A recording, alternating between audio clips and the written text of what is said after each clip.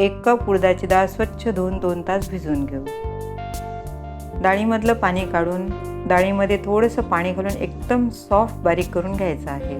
डाळीच्या मिश्रणामध्ये मीठ आणि जिरं घालून मिक्स करून घेऊ.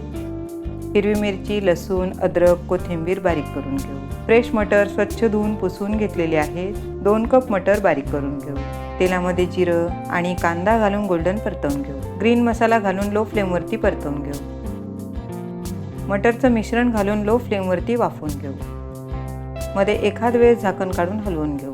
2 बटाटे उकडून मॅश करून घेतलेले आहेत. मीठ, हळद, धने पावडर, जिरे पावडर घालून मिक्स करून घेऊ. लिंबाचा रस, साखर घालून लो फ्लेमवरती वाफवून मिश्रण थंड करून घेऊ. मटरच्या मिश्रणाचा गोळा घेऊन डाळीच्या पिठामध्ये बुडवून लो टू मिडियम फ्लेमवरती गोल्डन तळून घेऊ. मस्त टेस्टी कुरकुरीत मटर वडे तयार झालेले आहेत.